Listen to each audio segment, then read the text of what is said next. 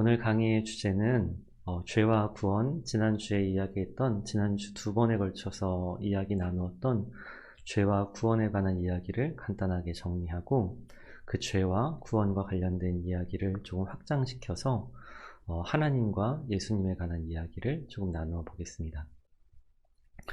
윤영재님, 네. 한 주간 잘 지내셨어요? 네, 잘 지냈습니다. 네.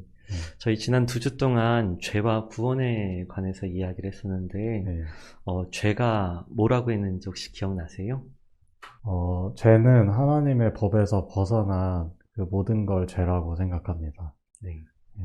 저희가 지난 두 강의에서 죄란 기준에서 벗어나는 것이라고 이야기를 했었어요. 네. 근데 그 기준은 개인의 기준인 양심일 수도 있고, 네. 사회 문화의 기준인 도덕이나 윤리일 수도 있고, 국가의 기준인 법률일 수도 있다고 말씀을 드렸어요. 네.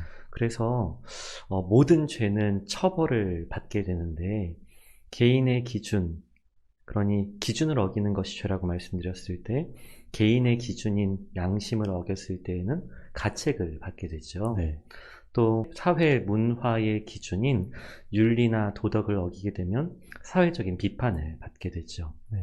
국가의 기준인 법률을 어기게 되면 처벌을 받게 되는데, 하나님의 기준인 하나님의 말씀을 어기게 되면 죽음을 경험한다고, 죽음을 맞이하게 된다고 말씀을 드렸어요. 네.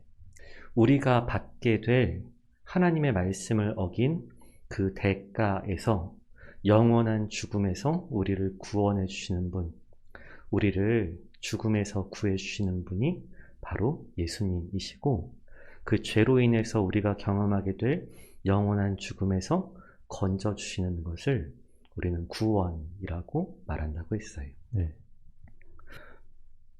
그러면 정말 유연 형제님은 하나님께서 이 세상의 주권자라고 믿으세요? 네, 그렇게 믿는 것 같습니다.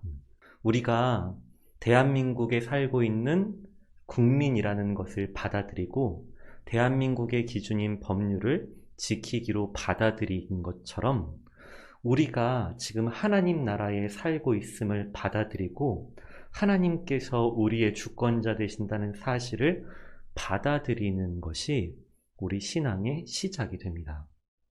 유현 형제님은 정말 이 세상이 대한민국을 뛰어넘어 하나님의 소유라는 걸 믿으세요? 완전히 믿는다기보다는 그렇게 느끼고 있는 것 같습니다. 네. 사실 우리가 집에서 지낼 때 우리 집은 나의 소유라고 생각되거든요. 네.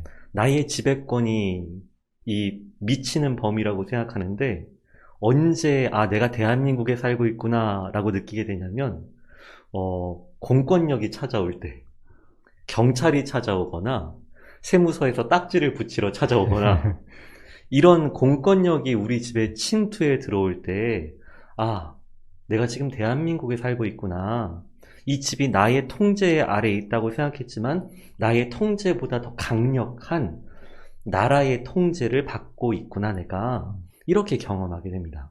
근데 언제 사람은 하나님의 통치를 받고 있다고 깨닫고 경험하게 되느냐?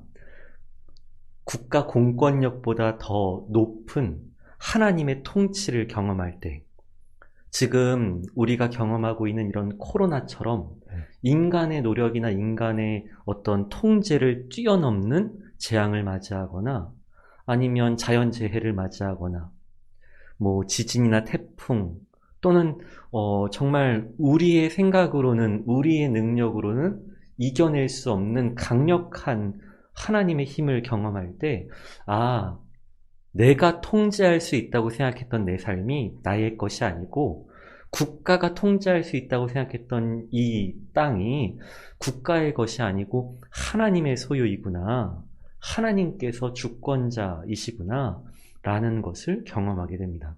그러면 유현 형제님에게 하나님은 어떤 분이세요? 제가 그 작년에 교회를 오고 나서 작년까지는 하나님은 막연하게 두려운 분이셨는데, 지금은, 제가 안에 거하고 있는 약간 사랑? 이렇게 느끼고 있습니다. 우리는 하나님이 어떤 분이신지를 알 필요가 있어요. 그런데 우리가 알려고 노력하는 것보다 더 중요한 것은 하나님께서 우리에게 자기 자신이 어떤 분이신지 알려주셨다는 거예요. 그러니 나의 생각과 나의 경험보다 하나님께서 알려주시는 그 하나님의 말씀을 듣고 이해하는 것이 훨씬 더 중요해요. 우리 각자는 다 하나님을 어떤 사람들은 무서운 분으로, 네. 또는 징계하는 분으로, 또는 혼내시는 분으로, 또는 나를 그냥 무한히 받아주시는 분으로 다양하게 경험할 수 있어요. 그런데 우리 각자의 경험도 중요하지만 사실 그것보다 훨씬 더 중요한 것이 하나님께서는 자기 자신을 어떤 분이라고 말씀하시는가, 이것이 중요해요. 그래서 성경에는 하나님에 대한 다양한 모습들이 나타나 있는데 그 첫 번째 하나님의 모습은 온 세상을 창조하신 하나님이세요. 하나님은 어떤 분이시냐? 온 세상을 만드신 분이세요. 하늘도 땅도 우리가 숨쉬고 있는 이 공기도 우리가 누리고 있는 이 모든 것들, 그리고 지금 저와 함께 대화를 나누고 있는 저희 사랑하는 형제 자매들을 만드신 분도 다 하나님이세요. 그런데 이 하나님께서 이 온 세상을 왜 만드셨느냐? 나를 사랑하셔서 만드셨다는 거예요. 나를 사랑하셔서 나를 위해서 온 세상을 만드신 분, 이분이 성경을 통해서 제가 믿는 하나님이세요.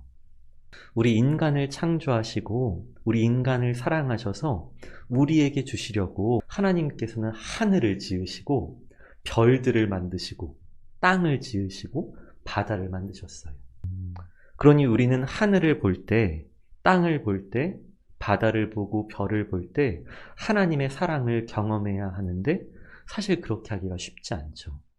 어린아이들도 마찬가지예요.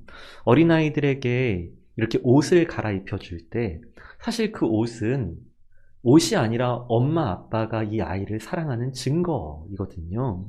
근데 옷을 갈아입으면서 엄마가 아빠가 나를 정말 사랑하는구나 라고 경험하는 아이가 얼마나 되겠어요. 나중에 부모가 되어서야 그때 엄마 아빠가 나를 위해 그렇게 했었구나 라는 걸 조금 경험할 수 있을 뿐이죠. 그래서 다시 정리합니다. 하나님은 어떤 분이시냐? 나를 너무도 사랑하셔서 나를 위해서 온 세상 만물을 창조하신 분, 그리고 나를 지으신 분, 이분이 하나님이십니다. 두 번째, 하나님은 어떤 분이시냐? 하나님은 아버지이십니다. 우리가 지난 특강에서도 하나님이 남자시냐, 아버지이시냐 이런 얘기를 했었는데요. 하나님은 남성이 아니십니다. 여성도 아니시지요. 아버지도 아니시고 어머니도 아니십니다. 하나님은 하나님이십니다. 네.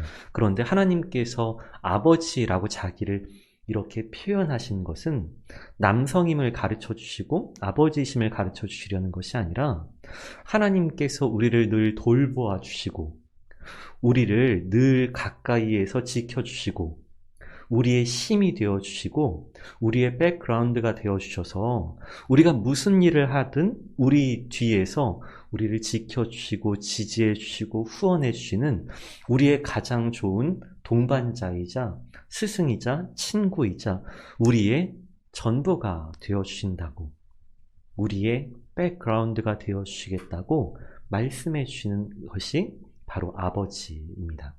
그래서 우리는 사도신경을 고백할 때 맨 처음 이렇게 시작하죠. 사도신경의 첫 문장을 한번 외워봐 주실 수 있을까요? 네. 전능하사 천지를 만드신 하나님 아버지를 내가 믿사오며. 네. 우리 교회에 다니는 모든 사람들이 믿고 고백하는 신앙 고백문이 바로 사도신경인데요. 네. 거기서 첫 번째로 이렇게 선언합니다. 하나님 아버지는 어떤 분이시냐? 하나님은 어떤 분이시냐? 전능하사 천지를 만드신 분이시다. 네. 우리가 처음 아까 얘기했던 것처럼 네. 전능하셔서 모든 것을 하실 수 있으셔서 하늘과 땅을 만드신 분이시라는 겁니다. 그런데 그 하나님이 어떤 분이시냐? 아버지이시라고 사도신경 고백합니다. 전능하사 천지를 만드신 하나님 아버지를 내가 믿사오며. 그러니 우리 모든 기준들 위에 가장 높은 기준, 주권자들 중에 가장 높은 주권자, 가장 하위의 주권자가 나라면 나보다 상위의 주권자는 사실 이 국가이지요. 국가에 사는 사람이라면요.